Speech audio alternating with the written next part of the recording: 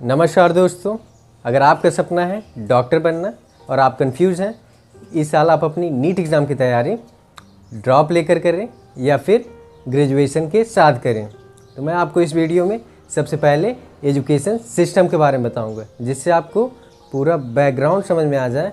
इस education system में आपकी जर्नी कहाँ से शुरू हुई थी और अभी आपका डेस्टिनेशन क्या है। इसके बाद मैं आपको नीट एग्ज़ाम के बारे में बताऊँगा, फिर बीएससी के बारे में सारी बातें डिटेल में बताऊंगा। लास्ट में तो बाकायदा बीएससी का सिलेबस नीट एग्ज़ाम के सिलेबस से मैच करके दिखाऊंगा। दोस्तों, हर साल 15 से 16 लाख कैंडिडेट नीट एग्ज़ाम में अपीयर होते हैं। इस साल भी 16 लाख कैंडिडेट नीट एग्ज़ाम में अपीयर हुए हैं। उनमें से केवल 70 to 80,000 कैंडिडेट ही अपना एडमिशन गवर्नमेंट मेडिकल कॉलेज में ले पाएंगे। बाकी 14 to 15 लाख स्टूडेंट फिर से नेक्स्ट ईयर के लिए अपनी नीट एग्ज़ाम की तैयारी शुरू कर देंगे। ऐसे कैंडिडेट जिनका इस साल फर्स्ट अटेम्प्ट था, नीट एग्ज़ाम क्लियर करने के बाद भी कम रैंक की वजह से अगर वे अपना एडमिशन गवर्नमेंट मेडिकल कॉलेज में नहीं ले पाते हैं, तो उनके पास मैक्सिमम चांसेस और अपॉर्चुनिटीज़ होती हैं कि वह इस साल अपनी नीट एग्ज़ाम की तैयारी के लिए ड्रॉप ले सकें। लेकिन दूसरे कैंडिडेट जिनका इस साल सेकेंड, थर्ड या फोर्थ अटेम्प्ट था, उनके पास बहुत कम चांसेस हैं कि वह इस साल अपनी नीट एग्ज़ाम की तैयारी के लिए फर्दर ड्रॉप ले सकें। ऐसे में कैंडिडेट सोचता है कि ग्रेजुएशन में कोई ऐसा कोर्स हो जिससे उसकी नीट एग्ज़ाम की तैयारी भी हो जाए, साथ में ही ग्रेजुएशन की पढ़ाई भी चलती रहे। लेकिन ग्रेजुएशन के बारे में पूरी जानकारी न होने की वजह से ऐसे कैंडिडेट ग्रेजुएशन में कोई ऐसा कोर्स या फिर कोई ऐसा सब्जेक्ट कॉम्बिनेशन चुन लेते हैं जिसकी वजह से उनकी नीट एग्ज़ाम तैयारी होने के बजाय उनका पूरा शेड्यूल हेक्टिक हो जाता है। वे परेशान हो जाते हैं कि वे अब अपना समय और फोकस नीट एग्ज़ाम की तैयारी में लगाएं या फिर ग्रेजुएशन की। ऐसे में उनके बहुत कम चांसेस हो जाते हैं कि वे इस बार भी नीट एग्ज़ाम क्लियर करके अपना एडमिशन गवर्नमेंट मेडिकल कॉलेज में ले पाएँ और तो और ग्रेजुएशन में भी अच्छे परसेंट से पास हो पाएँ। इसीलिए मैं आपको इस वीडियो में सारी बातें डिटेल में बताऊंगा, जिससे आप अपनी नीट एग्ज़ाम की तैयारी ग्रेजुएशन के साथ ही बेस्ट तरीके से कर सकें। दोस्तों, आज के सेशन इतना ज़्यादा इम्पॉर्टेंट है, मैंने आपके लिए इस क्लासरूम की सारी सीटें रिज़र्व कर दी हैं, जिससे अभी आप जहाँ भी हैं, जिस भी अवस्था में हैं, वहाँ से अपने आप को भूल करके इस क्लासरूम में आपका मन जहाँ भी जिस भी सीट पर बैठने को करे, वहाँ पर आप आराम से बैठ करके इस इम्पॉर्टेंट सेशन को ध्यान से देखिए, सुनिए और समझिए, जिससे इस वीडियो के अंत में आप अपने लाइफ का बेस्ट डिसीजन ले पाएँ कि इस बार आप अपनी नीट एग्ज़ाम की तैयारी ड्रॉप लेकर करने वाले हैं या फिर ग्रेजुएशन के साथ ही।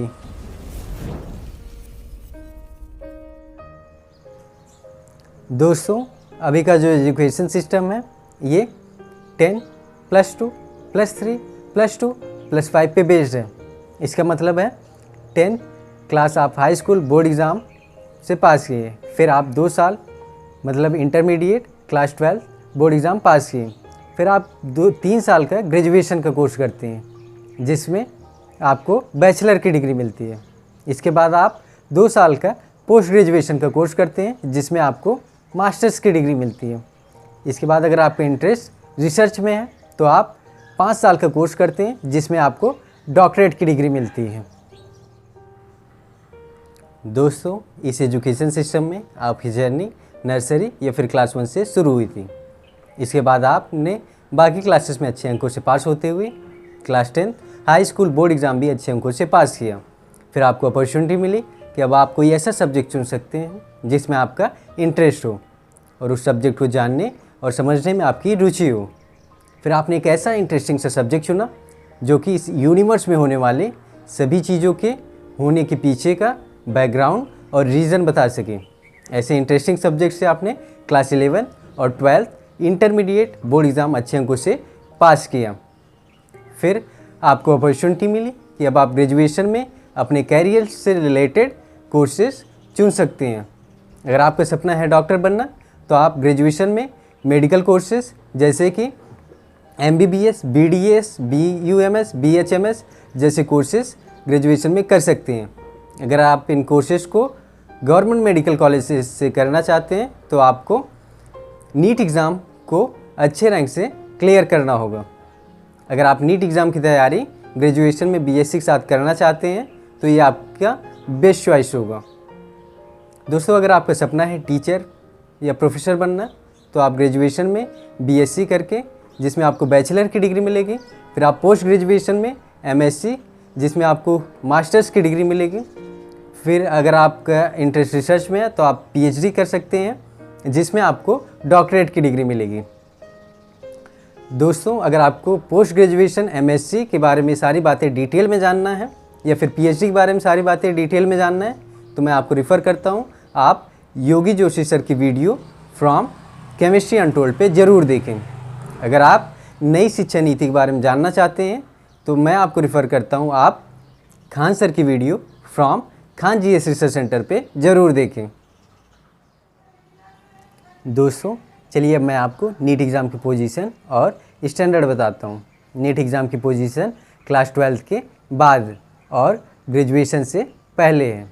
इसका मतलब नीट एग्ज़ाम की पोजीशन क्लास 12 और ग्रेजुएशन के बीच में है।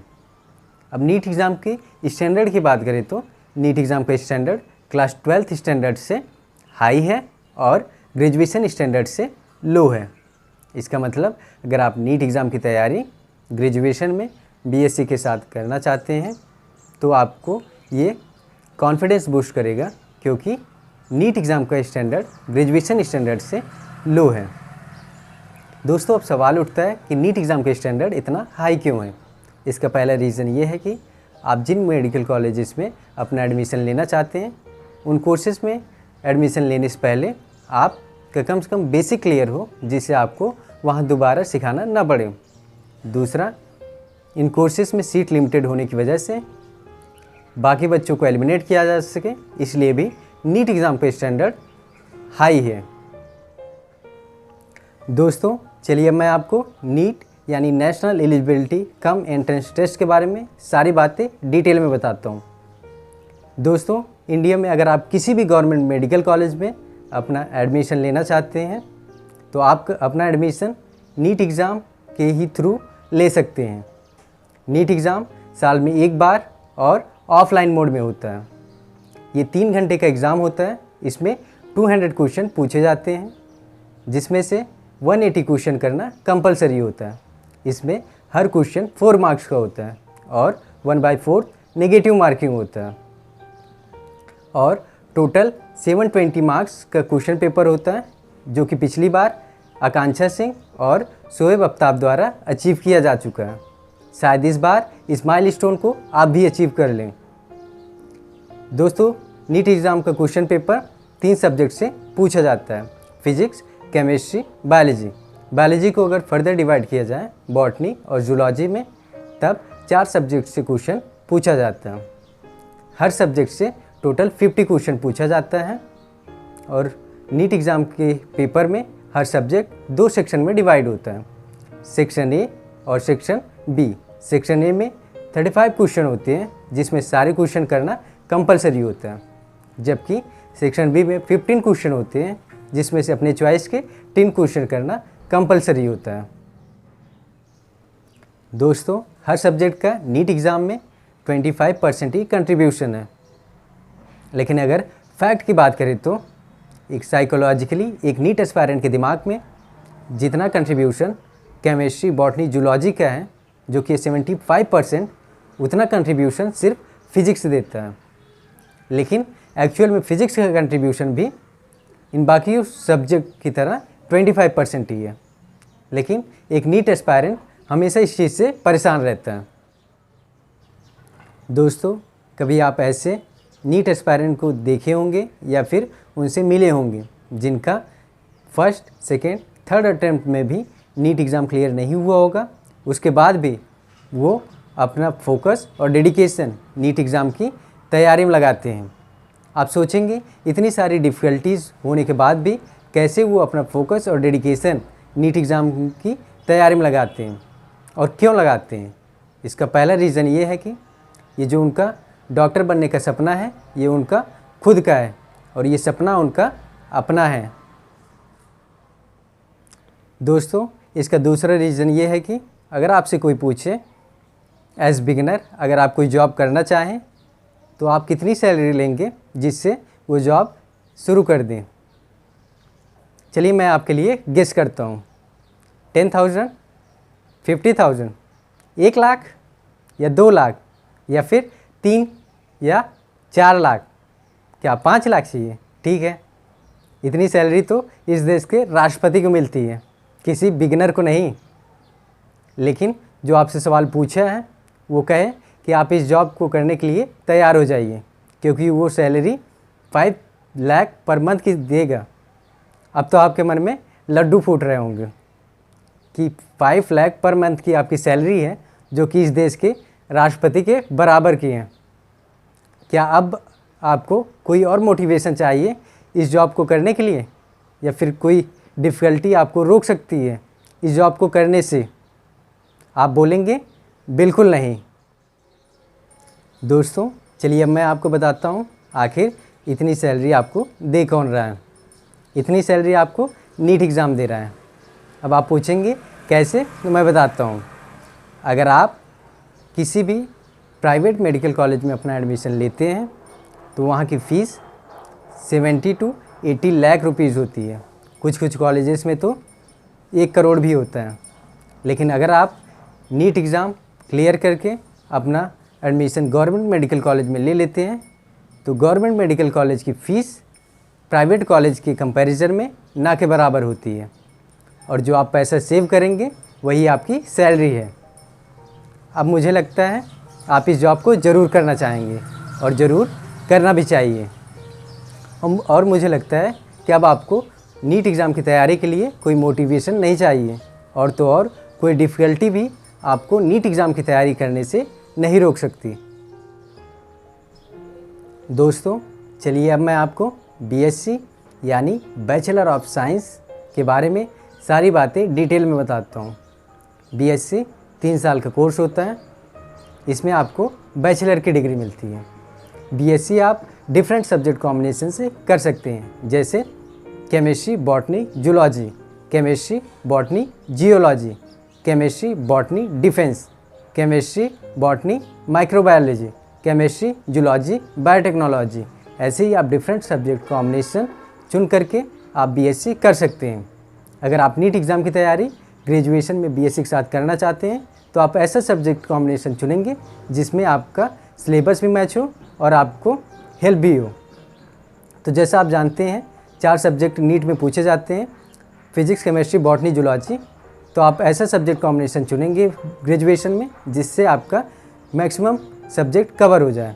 तो जैसा कि आप जानते हैं केमिस्ट्री, बॉटनी, जूलॉजी जिसका कंट्रीब्यूशन 75% है, ये कोर्स आपको बीएससी में मिलता है और ये कोर्स CBZ यानी प्लेन या फिर जनरल बीएससी के नाम से फेमस है।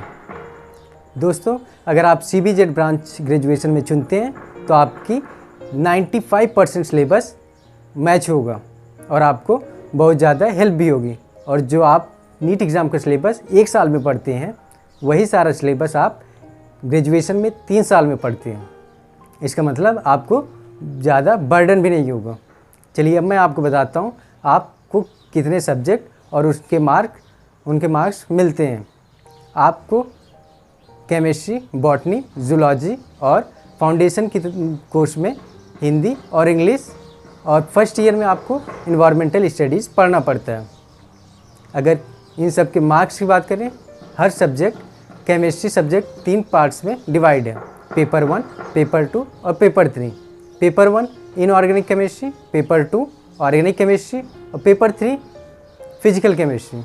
अगर थ्योरी मार्क्स की बात करें तो पेपर 1 33 मार्क्स का आता है, पेपर 2 भी 33 मार्क्स का है और पेपर 3 34 मार्क्स का है। टोटल मार्क्स थ्योरी का काउंट करें तो 100 मार्क्स है और 50 मार्क्स का प्रैक्टिकल एग्ज़ाम होता है। ऐसे ही बॉटनी भी 2 पेपर में डिवाइड है। पेपर 1 और पेपर 2। पेपर 1 50 मार्क्स का होता है और पेपर 2 भी 50 मार्क्स का होता है। जैसा कि आप जानते हैं टोटल 100 मार्क्स हुआ और 50 मार्क्स का प्रैक्टिकल एग्ज़ाम होता है। ऐसे ही जूलॉजी भी 2 पेपर में डिवाइड है, पेपर 1 और पेपर 2। पेपर 1 में 50 मार्क्स का क्वेश्चन आता है और पेपर 2 में भी 50 मार्क्स का क्वेश्चन होता है और 50 मार्क्स का प्रैक्टिकल एग्ज़ाम होता है। और हिंदी 75 मार्क्स का क्वेश्चन पेपर होता है, इंग्लिश का भी 75 मार्क्स का क्वेश्चन पेपर होता है और इन्वायरमेंटल स्टडीज़ का 75 मार्क्स का थ्योरी पेपर होता है और 25 मार्क्स का प्रैक्टिकल होता है। दोस्तों अब आप कहेंगे एज ड्रॉपर अगर आप नीट एग्ज़ाम की तैयारी करते तो उसमें आपको केमिस्ट्री, बॉटनी और जूलॉजी ही पढ़ना पड़ता, लेकिन अगर आप ग्रेजुएशन कर रहे हैं तो इसमें आपको केमिस्ट्री, बॉटनी, जूलॉजी के अलावा हिंदी, इंग्लिश और इन्वायरमेंटल स्टडीज़ भी पढ़ना पड़ता है। तो आप कहेंगे ये तो बर्डन बहुत होगा, लेकिन मैं आपको बताऊं नीट एग्ज़ाम में हिंदी और इंग्लिश की कितनी बड़ी भूमिका है आपके सिलेक्शन में, ये शायद ही आप जानते होंगे। दोस्तों आपको पता होगा कभी कभी आप एग्ज़ाम हॉल में आपसे ऐसे क्वेश्चन नहीं बनते जिसके आपको पता होता है वो सॉल्यूशन, बट आप समझ नहीं पाते हैं उसमें क्वेश्चन पूछा क्या है। ऐसे ही जैसा कि आप जानते हैं कि नीट एग्ज़ाम में टोटल 200 क्वेश्चन होते हैं, लेकिन 180 मिनट टोटल मिलते हैं आपको। और तो और अगर आप 30 सेकंड भी एक क्वेश्चन को पढ़ने में लगाते हैं तो भी वो 90 मिनट मतलब आधा समय आपका क्वेश्चन पढ़ने में जाएगा, ना कि क्वेश्चन सॉल्व करने में। लेकिन अगर आप हिंदी, इंग्लिश रेगुलर पढ़ते रहेंगे तो आपका क्वेश्चन अंडरस्टैंडिंग एबिलिटी सबसे अच्छी होगी और आप क्वेश्चन क्या पूछ रहा है उसको सही टाइम पे समझ पाएंगे और उस क्वेश्चन को जल्दी ही हल कर लेंगे। लेकिन अगर दोस्तों चलिए अब मैं आपको बीएससी फर्स्ट ईयर का सिलेबस नीट एग्ज़ाम के सिलेबस से मैच करके दिखाता हूँ। बीएससी का मैक्सिमम सिलेबस क्लास 11 स्टैंडर्ड से मैच करता है। दोस्तों जैसा कि आप जानते हैं बीएससी में हर सब्जेक्ट डिफरेंट पेपर्स में डिवाइड होता है और हर पेपर में सिर्फ आपको 5 यूनिट ही पढ़ना होता है। अब बात करते हैं केमिस्ट्री की। केमिस्ट्री 3 पेपर में डिवाइड होता है, paper 1 inorganic chemistry, paper 2 organic chemistry और पेपर 3 फिजिकल केमिस्ट्री। सबसे पहले बात करते हैं पेपर 1 इनऑर्गेनिक केमिस्ट्री की, जो कि 33 मार्क्स का क्वेश्चन पेपर होता है। इसमें यूनिट 1 में आप पढ़ेंगे एटॉमिक स्ट्रक्चर, जो कि क्लास 11th केमिस्ट्री बुक का चैप्टर 2 से मैच करती है। इसी में आप सेक्शन बी में पढ़ेंगे पीरियोडिक प्रॉपर्टीज़, जो कि क्लास 11th केमिस्ट्री बुक का ही चैप्टर 3 से मैच करता है, जो कि है classification of elements and periodicity in properties. अब बात करते हैं यूनिट 3 की। यूनिट 3 में आप पढ़ेंगे केमिकल बॉन्डिंग 1, जिसमें सिर्फ आप आयनिक बॉन्ड ही पढ़ेंगे, और यूनिट 4 में आप पढ़ेंगे केमिकल बॉन्डिंग 2, उसमें आप सिर्फ कोवैलेंट बॉन्ड के ही बारे में सारी बातें जानेंगे। अब यूनिट 4 2 सेक्शन में डिवाइड है, जिसमें सेक्शन ए में आप एस ब्लॉक एलिमेंट पढ़ेंगे, जो कि क्लास 11th केमिस्ट्री बुक का चैप्टर 10 से मैच करता है, जिसका नाम है एस ब्लॉक एलिमेंट।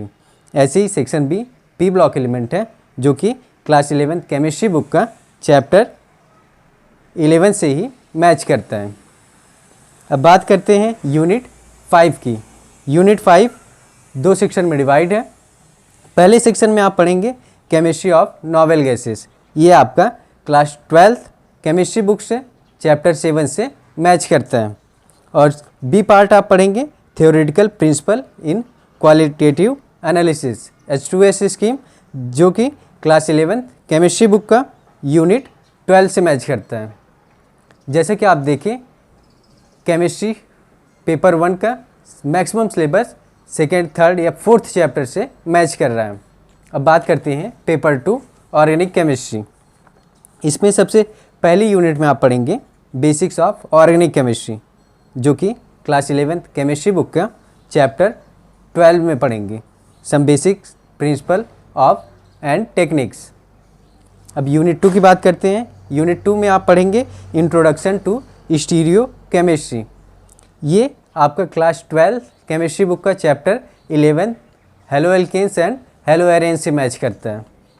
अब यूनिट 3 की बात करते हैं। यूनिट 3 में आप पढ़ेंगे कन्फर्मेशनल एनालिसिस ऑफ एल्केन्स, जो कि क्लास 11 केमिस्ट्री बुक का चैप्टर 13 हाइड्रोकार्बन से मैच करता है और टॉपिक नंबर 13.2.4 से जो है कन्फर्मेशन से मैच करता है। अब यूनिट 4 की बात करें, यूनिट 4 दो सेक्शन में डिवाइड है। यूनिट 4 में आप पढ़ेंगे केमिस्ट्री ऑफ एलिफेटिक हाइड्रोकार्बन, जो कि सेक्शन ए में पढ़ेंगे कार्बन कार्बन सिग्मा बॉन्ड, जो कि क्लास 11 केमिस्ट्री बुक का चैप्टर 13 हाइड्रोकार्बन में इंक्लूडेड है। ऐसे ही बी पार्ट भी कार्बन कार्बन पाई बॉन्ड भी सेम चैप्टर से पढ़ेंगे। टॉपिक नंबर 13.3 और 13.4 से मैच करते हैं। अब बात करते हैं इस पेपर के लास्ट यूनिट की। यूनिट 5 में आप पढ़ेंगे एरोमेटिक हाइड्रोकार्बन, जो कि अगेन सेम चैप्टर हाइड्रोकार्बन से टॉपिक नंबर 13.5 से मैच करता है। अब बात करते हैं पेपर 3 फिजिकल केमिस्ट्री। इसमें पहले यूनिट में आप पढ़ेंगे mathematical concept of for chemist, जिसमें आप सबसे पहले पढ़ेंगे logarithm, differentiation of function, permutation, combination, probability, vectors, सारी चीज़ें आप मैथ से रिलेटेड बेसिक मैथ्स पढ़ेंगे, जिससे आपको न्यूमेरिकल सॉल्व करने में आसानी हो। यूनिट 2 में आप पढ़ेंगे गैसियस स्टेट्स ऑफ केमिस्ट्री, जो कि क्लास 11 केमिस्ट्री बुक का chapter 5 states of matter topic number 5.4 से मैच करता है।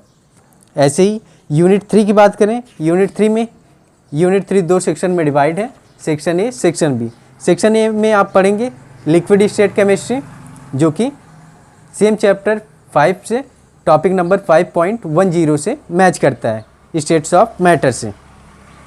अब बात करते हैं सेक्शन बी की, colloids and surface chemistry. Surface chemistry जैसा कि आप जानते हैं क्लास 12 केमिस्ट्री बुक का चैप्टर 5 सरफेस केमिस्ट्री है, उससे मैच करता है। ऐसे ही यूनिट 4 जो है सॉलिड स्टेट केमिस्ट्री, ये क्लास 12 केमिस्ट्री बुक का चैप्टर 1 से मैच करता है। ऐसे ही यूनिट 5 जो कि लास्ट यूनिट है, इसमें आप दो सेक्शन में डिवाइड है। सेक्शन ए में आप केमिकल काइनेटिक्स पढ़ते हैं, जो कि क्लास 12 केमिस्ट्री बुक का चैप्टर 4 से मैच करता है। और सेक्शन बी में आप पढ़ेंगे कैटालिसिस, जो कि सरफेस केमिस्ट्री में आप पढ़ेंगे क्लास 12 केमिस्ट्री बुक का चैप्टर 5 सरफेस केमिस्ट्री में ये पढ़ेंगे कैटालिसिस के बारे में। जैसा कि अभी तक आपने देखा होगा chemistry maximum syllabus class 11 standard से मैच कर रहे हैं। ऐसे ही अब बॉटनी की बात करते हैं। बॉटनी दो पेपर में डिवाइड है, पेपर 1 पेपर 2, और इसके 50-50 मार्क्स के क्वेश्चन पेपर होते हैं। ये 5 यूनिट में डिवाइड होते हैं। पहले यूनिट में आप पढ़ेंगे वायरसेस, जो कि क्लास 11 केमिस्ट्री बुक में चैप्टर 2 बायोलॉजिकल क्लासिफिकेशन से मैच करता है। ऐसे ही यूनिट 2 में आप पढ़ेंगे बैक्टीरिया, जो कि same chapter 2 biological classification topic number 1 से मैच करता है। उसके बाद यूनिट 3 में आप पढ़ेंगे फंजाई, जो कि सेम चैप्टर टॉपिक नंबर 3 से मैच करता है। और यूनिट 4 में आप पढ़ेंगे एल्गी आप क्लास 11 बायोलॉजी बुक में चैप्टर 3 प्लांट किंगडम से मैच करता है।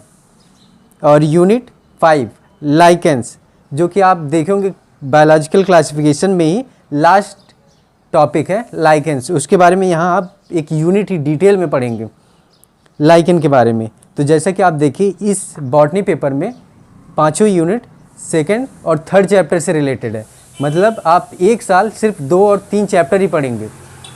जैसा कि आप देख रहे हैं आपके सिलेबस, आप तो ये नीट एग्ज़ाम के लिए पढ़ेंगे ही, तो थोड़ा सा आप रिलेट करके पढ़ेंगे तो आपको डेप्थ नॉलेज हो जाएगी इन 2 चैप्टर की। अब बॉटनी पेपर 2 की बात करते हैं। पेपर 2 में पहले यूनिट में आप पढ़ेंगे ब्रायोफाइटा, जो कि चैप्टर 3 प्लांट किंगडम से टॉपिक नंबर 3.2 से मैच करता है। उसके बाद यूनिट 2 में आप पढ़ेंगे टेरिडोफाइट्स में आप पढ़ेंगे, जो कि सेम चैप्टर प्लांट किंगडम में टॉपिक नंबर 3.3 से मैच करता है। ऐसे ही यूनिट 3 में आप पढ़ेंगे जो एग्जाम्पल दिए हो एनसीईआरटी बुक में, जैसे कि एग्जाम्पल दिया होगा साइलोटम, लाइकोपोडियम, सेलिजिनिला, एक्विशिटम, मार्सिलिया, इन सब के बारे में मॉर्फोलॉजी, एनाटॉमी, सारी चीज़ें यूनिट 3 में डिटेल में पढ़ेंगे। ऐसे ही अब यूनिट 4 में आप पढ़ेंगे जिम्नोस्पर्म के बारे में, जो कि सेम चैप्टर प्लांट किंगडम में टॉपिक नंबर 3.4 से मैच करता है, और जिम्नोस्पर्म के बारे में आपको सारी नॉलेज पता हो जाएगा। अब यूनिट 5 में आप पढ़ेंगे पेलियोबॉटनी, जो कि क्लास 12 बायोलॉजी बुक में chapter 7 evolution topic number 7.8 a brief account of evolution में इस टॉपिक को पढ़ेंगे। और आप ये पढ़ेंगे तो आपके सारे कंसेप्ट ज़रूर क्लियर हो जाएंगे। जैसे कि आपने देखा अभी तक दोनों पेपर में, ये आपका फर्स्ट ईयर का सिलेबस बता रहा हूँ, दोनों पेपर में सिर्फ आप बायोलॉजिकल क्लासिफिकेशन और एनिमल किंगडम के बारे में पढ़े हैं। मतलब आपको ज़्यादा बर्डन नहीं होगा, सारी चीज़ें डिटेल में पढ़ेंगे और आपके सारे कंसेप्ट क्लियर हो जाएंगे। अब बात करते हैं जूलॉजी पेपर 1 की। जूलॉजी पेपर 1 भी 5 यूनिट्स में डिवाइड है। पहली यूनिट ये जूलॉजी पेपर 1 का मेन कंसर्न होगा cell biology and non chordata. तो जैसा कि यूनिट 1 में आप पढ़ेंगे सेल, प्रोकैरियोटिक और यूकैरियोटिक के बारे में सारी बातें डिटेल में जानेंगे। और फिर दूसरे पॉइंट में ऑर्गेनाइजेशन ऑफ सेल, फिर न्यूक्लियस, क्रोमोसोम, आरएनए, डीएनए के बारे में सारी बातें डिटेल में जानेंगे यूनिट 1 में।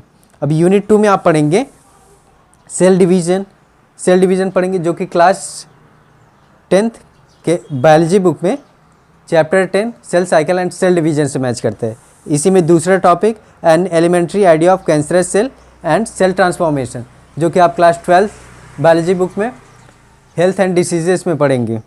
ऐसे ही unit 3 elementary idea of immunity, innate and acquired immunity, ये भी आप सेम चैप्टर में पढ़ेंगे ह्यूमन हेल्थ एंड डिसीजेस में। अब यूनिट 3 में आप पढ़ेंगे general characters and classification protozoa Porifera, जो कि unit 3, 4, 5 chapter 4 class 11 biology book में से मैच करता है, जो कि है एनिमल किंगडम। तीनों यूनिट मैच करता है। चौथी यूनिट में आप पढ़ेंगे प्लेटीहेल्मिन्थेस, नेमाहेल्मिन्थेस, एनेलिडा, आर्थ्रोपोडा के बारे में। प्लेटीहेल्मिन्थेस के एक एग्जाम्पल जो है उसके बारे में सारी बातें डिटेल में जानेंगे।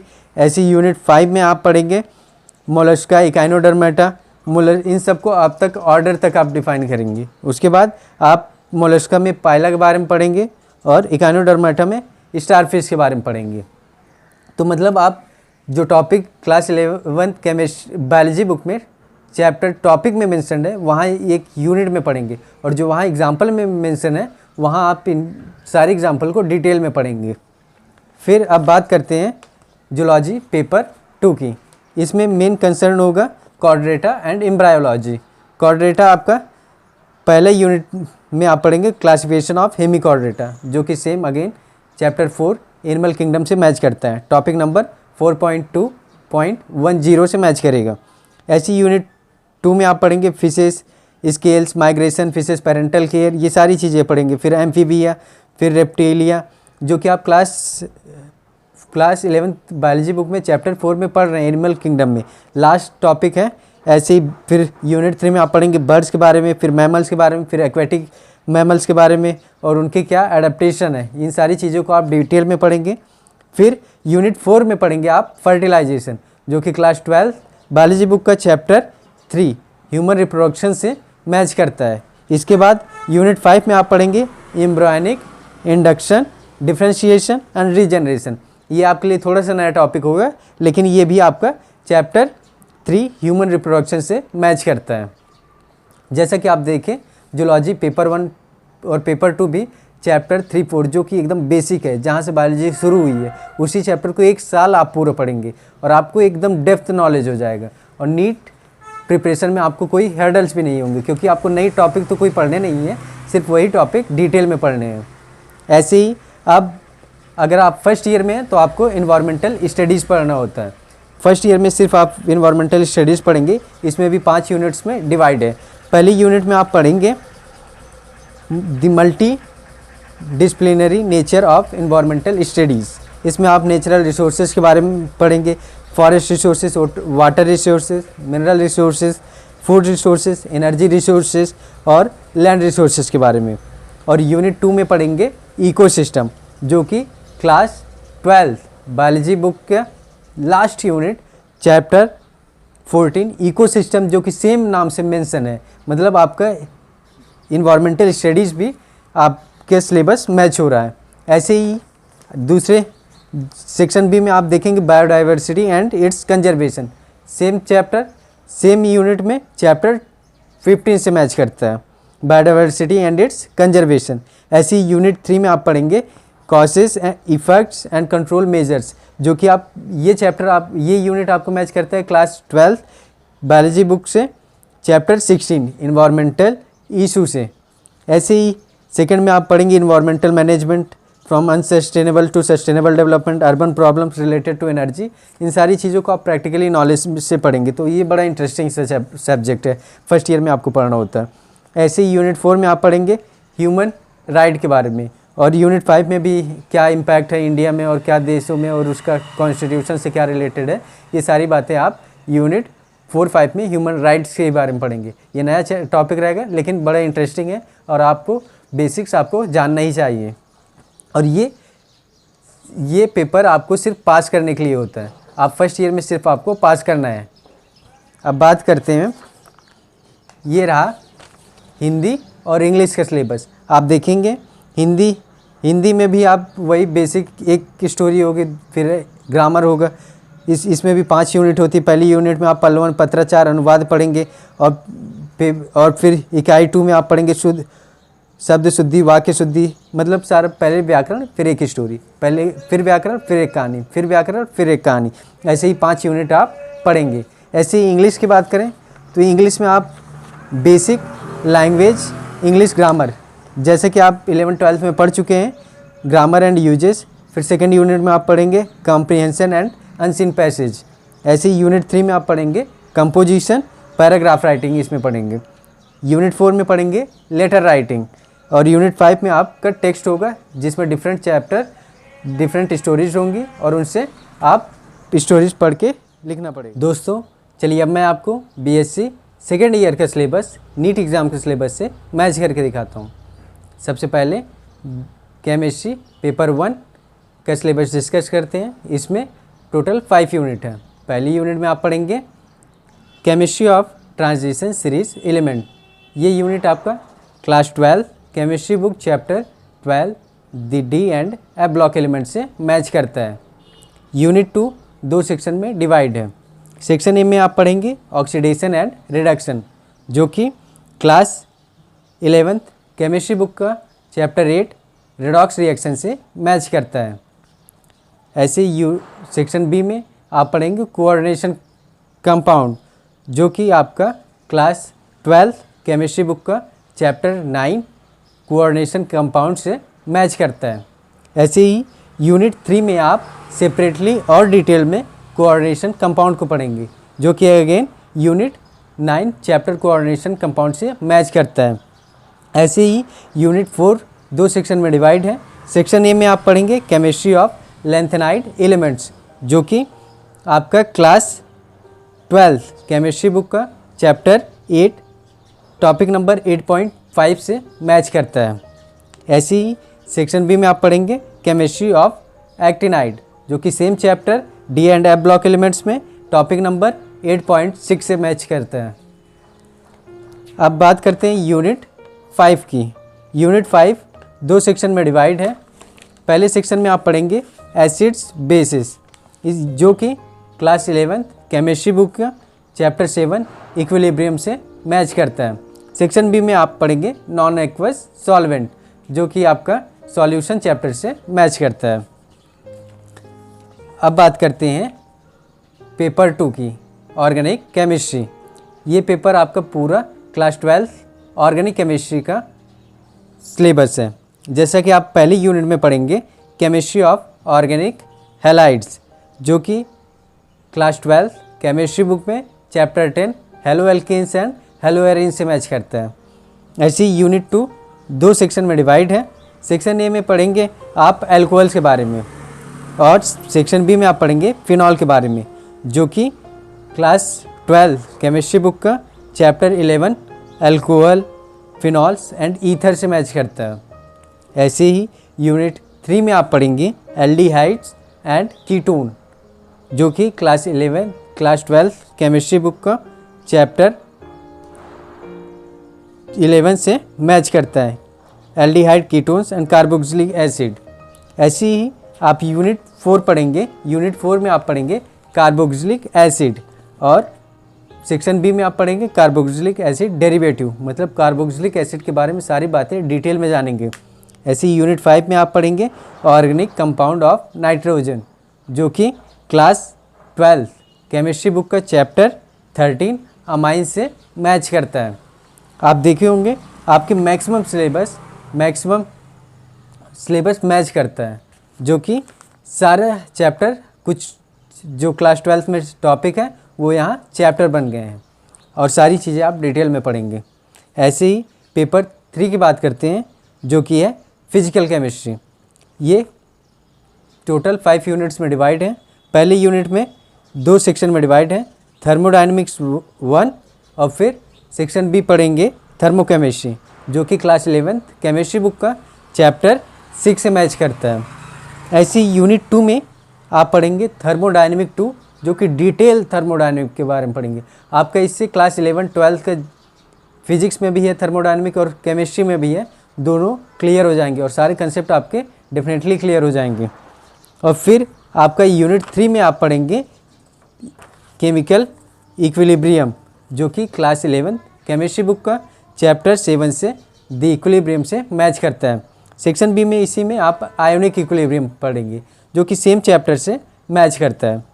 ऐसे ही यूनिट 4 में आप पढ़ेंगे फेस इक्विलिब्रियम, जो कि बड़ा इंटरेस्टिंग चैप्टर है। इसको मैं आपको सजेस्ट करता हूँ आप योगी जोशी सर की वीडियो से ज़रूर पढ़ें।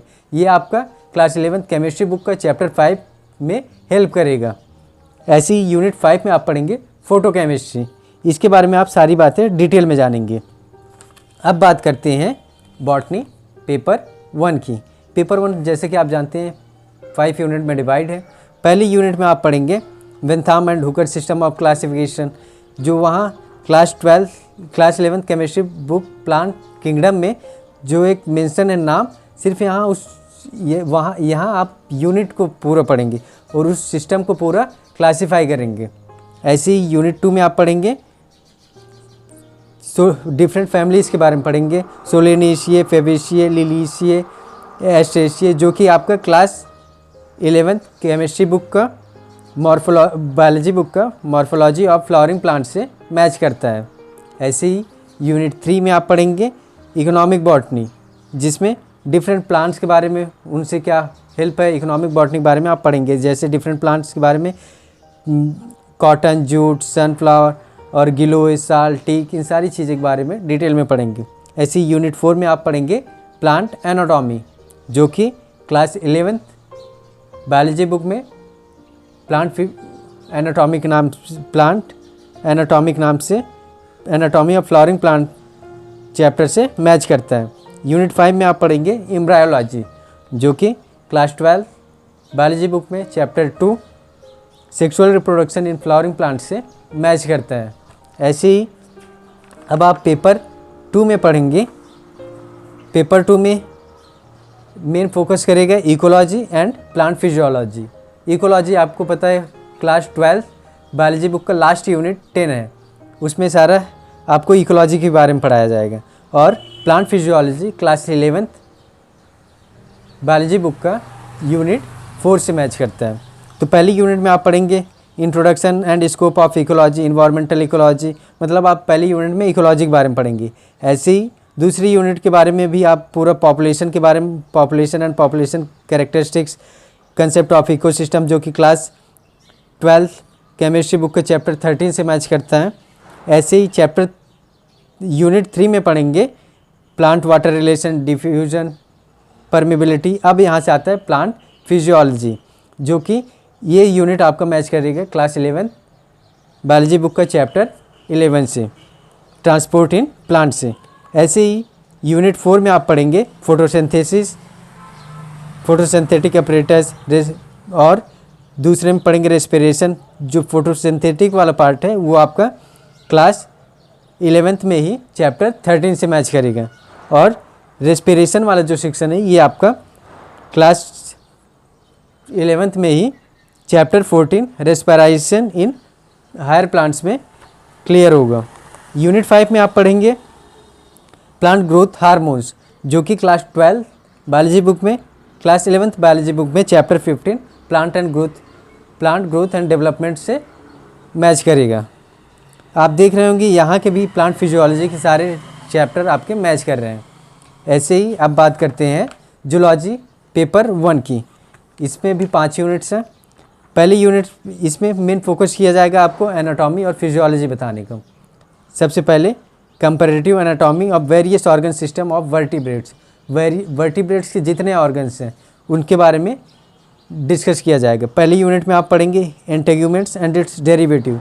इंटेग्यूमेंट्स जो हार्ड स्ट्रक्चर आपके आउटर कवरिंग है, ऐसे ही इसमें पढ़ेंगे स्केल, शेयर, फेदर्स के बारे में।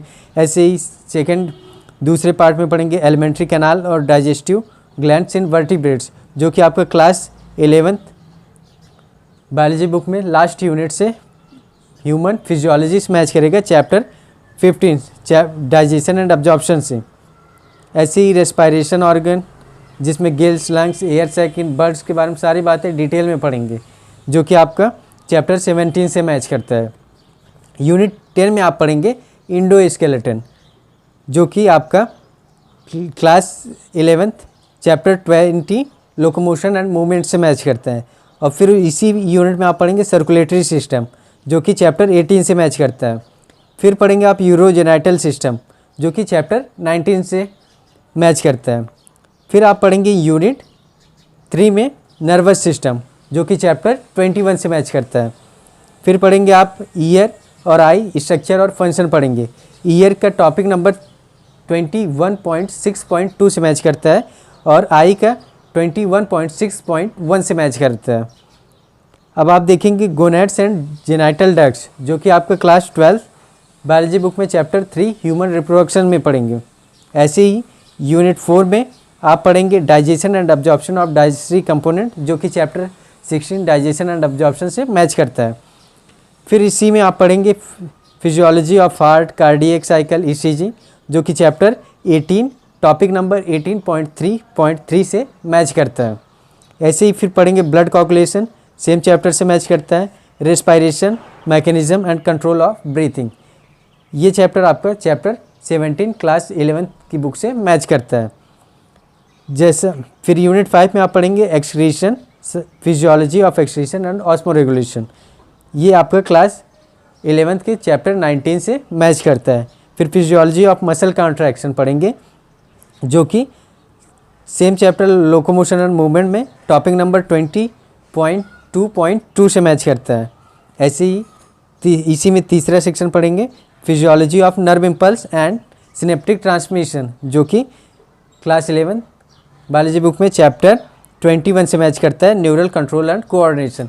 जैसा कि ये पेपर बेस्ड है एनाटॉमी एंड फिजियोलॉजी, तो एनाटॉमी और फिजियोलॉजी क्लास 11th बुक का लास्ट यूनिट है 5 ह्यूमन फिजियोलॉजी में आप पढ़ेंगे सारी बातें। अब बात करते हैं पेपर 2 में। पेपर 2 में आप पहले यूनिट में पढ़ेंगे वर्टिब्रेट इंडोक्राइनोलॉजी। जैसा कि आप जानते हैं vertebrate endocrinology class 11 biology book में केमिकल कोऑर्डिनेशन एंड इंटीग्रेशन से मैच करेगा। ऐसे ही यूनिट 2 में आप पढ़ेंगे रिप्रोडक्टिव बायोलॉजी, जो कि क्लास 12 बायोलॉजी बुक से चैप्टर 3 ह्यूमन रिप्रोडक्शन से मैच करता है। ऐसे ही यूनिट 3 में आप पढ़ेंगे इवोल्यूशन, जो कि सेम नाम से क्लास 12 बायोलॉजी बुक में चैप्टर 7 से मैच करता है। ऐसे ही यूनिट 4 में आप पढ़ेंगे इंट्रोडक्शन टू इथोलॉजी। इथोलॉजी में आप ब्रांचेस एंड कंसेप्ट पढ़ेंगे। इसमें आप pattern of behaviour different animals के बिहेवियर क्या है वो स्टडी करेंगे। बड़ा इंटरेस्टिंग चैप्टर है। यूनिट 5 में अप्लाइड जूलॉजी पढ़ेंगे, जिसमें प्रॉन कल्चर, सेरीकल्चर, एपीकल्चर और पीसीकल्चर, पोल्ट्री कीपिंग और एलिमेंट्स ऑफ पेस्ट कंट्रोल के बारे में सारी बातें डिटेल में पढ़ेंगे। जैसे कि आप देख रहे होंगे ये इतना सारा सिलेबस आप पूरे साल में पढ़ेंगे, मतलब आप सेकेंड ईयर में सिर्फ इतना सिलेबस पढ़ेंगे। ऐसे ही हिंदी का सिलेबस देखेंगे सेम है, व्याकरण और कुछ स्टोरीज होंगी उनको आप पढ़ेंगे। आपके नीट एग्ज़ाम में के सिलेक्शन में जितना फिजिक्स, केमिस्ट्री, बॉटनी, जूलॉजी का कंट्रीब्यूशन है उतना ही हिंदी और इंग्लिश का भी है। अब आप पूछेंगे कैसे, मैं बताता हूँ। दोस्तों, एग्ज़ाम हॉल में कभी कभी आपको कोई ऐसे क्वेश्चन मिलते होंगे जो कि आपको समझ में भी नहीं आता होगा कि आखिर क्वेश्चन पूछा क्या है, और आप उस क्वेश्चन में अपना ज़्यादा टाइम दे देते हैं। अगर आप नीट एग्ज़ाम की तैयारी कर रहे हैं तो आपको पता होगा 200 क्वेश्चन पूछे जाते हैं और 180 मिनट मिलता है आपको सॉल्व करने के लिए। अगर आप एक क्वेश्चन को 30 सेकंड में पढ़ते हैं, फिर भी आपका आधा समय क्वेश्चन रीड करने में चला जाएगा, ना कि क्वेश्चन सॉल्व करने में। इसीलिए अगर आप ड्रॉपर हो तब भी आप हिंदी इंग्लिश ज़रूर पढ़ते रहिए। इससे आपका कॉम्प्रिहेंशन सही होगा और आपका क्वेश्चन अंडरस्टैंडिंग एबिलिटी सही होगी, जिससे आप कोई भी क्वेश्चन जल्दी से समझ जाएंगे, क्वेश्चन इंटरप्रिटेशन कर पाएंगे, क्वेश्चन आखिर पूछ क्या रहा है। और अगर आप हिंदी इंग्लिश रेगुलरली पढ़ रहे हैं तो आपको कोई भी चैप्टर आसानी से जल्दी से रीड कर सकते हैं, कोई भी चैप्टर को आसानी से समझ सकते हैं। इसका मतलब जितना आपको बाकी सब्जेक्ट्स में फोकस करना है उतना ही आपको हिंदी और इंग्लिश में भी फोकस करना है। अब मुझे उम्मीद है आपको हिंदी और इंग्लिश की भी इम्पोर्टेंस पता चल गई होगी और आप हिंदी इंग्लिश को भी ज़रूर पढ़िए। दोस्तों, अब जितना सिलेबस क्लास 11-12 का बच गया है वो आप बीएससी थर्ड ईयर में पढ़ेंगे।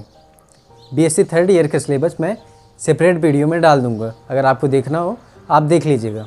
आप तो फर्स्ट ईयर या सेकेंड ईयर में ही तो अपना नीट एग्ज़ाम क्लियर कर लेंगे ना, लेकिन फिर भी मैं थर्ड ईयर का भी सिलेबस आपके लिए डाल दूंगा। दोस्तों, अगर आप ग्रेजुएशन के साथ ही अपनी नीट एग्ज़ाम की तैयारी करना चाहते हैं तो आप सबसे पहले गवर्नमेंट कॉलेजेस में अपना एडमिशन लेने की कोशिश करिए। अगर आप गवर्नमेंट कॉलेज से पढ़ेंगे तो वहाँ की मिनिमम फ़ीस होती है, जनरली 5 to 7,000 पूरे साल की फ़ीस होती है, तो आपको ज़्यादा बर्डन भी नहीं होगा। और आप ऐसे कॉलेजेस में अपना एडमिशन लेने की कोशिश करिए जहाँ एग्ज़ाम ईयरली होते हैं। ईयरली होने से फ़ायदा ये होता है कि जितने भी एग्ज़ाम होते हैं या टेस्ट होते हैं उनके नंबर बीच में जुड़ते नहीं, और साल में लास्ट में एनुअल एग्ज़ाम होता है, सिर्फ उसी के नंबर जुड़ते हैं। लेकिन अगर सेमेस्टर वाइज आपका कॉलेज है तो उसमें जितने भी टेस्ट या एग्ज़ाम होते हैं उसके भी नंबर जुड़ते रहते हैं, जिसकी वजह से आप नीट एग्ज़ाम में फोकस के बजाय इन सब्जेक्ट को भी पढ़ना पड़ेगा। लेकिन अगर आप एनुअल एग्ज़ाम देते हैं तो उसमें सिर्फ आप एक टेस्ट की तरह गए और एग्ज़ाम दे के चले आए, क्योंकि आपको पता है आपका एग्ज़ाम ईयरली है और आपका एनुअल एग्ज़ाम का ही नंबर मेन मार्कशीट में जुड़ेगा, तो आपको कॉन्फिडेंस भी रहेगा। लेकिन सेमेस्टर वाइज में थोड़ा दिक्कत होगी, इसको आप ज़रूर चेक कर लीजिएगा। और आप जिस भी कॉलेज में अपना एडमिशन लेने जाएँ वहाँ का भी सिलेबस एक बार आप ज़रूर मैच कर लीजिएगा, और वहाँ का सिलेबस, एग्ज़ाम पैटर्न, सारी चीज़ें पहले से जान लेंगे तो आपको दिक्कत कम होगी और आप सही समय पे मैनेज कर लेंगे। दोस्तों, चलिए जानने और समझने की कोशिश करते हैं। अगर 100 बच्चे, इसको आप परसेंट में भी ले सकते हैं, नीट एग्ज़ाम की तैयारी ग्रेजुएशन के साथ करते हैं तो कितने चांसेस हैं कि कितने परसेंट बच्चे NEET exam first year, second year या फिर फाइनल ईयर में क्लियर करते हैं। दोस्तों, मान लीजिए फर्स्ट ईयर में सिर्फ 25% बच्चे ही नीट एग्ज़ाम क्लियर कर पाए। इसकी ये वजह हो सकती है कि बाकी बच्चे नीट एग्ज़ाम की तैयारी ग्रेजुएशन के साथ मैनेज नहीं कर पाए, क्योंकि अभी वो स्कूल से कॉलेज में गए हैं और कॉलेज की पढ़ाई स्कूल की पढ़ाई से टोटली डिफरेंट होती है। अब मान लीजिए बीएससी सेकेंड ईयर में 50% बच्चे नीट एग्ज़ाम क्लियर कर पाए। अगर फर्स्ट ईयर सेकेंड ईयर की मिला दें तो 75% बच्चे यहाँ तक नीट एग्ज़ाम क्लियर कर चुके होंगे, क्योंकि अब वो कॉलेज के बारे में सारी बातें जान गए होंगे और उनको सारा पैटर्न समझ में आ गया होगा।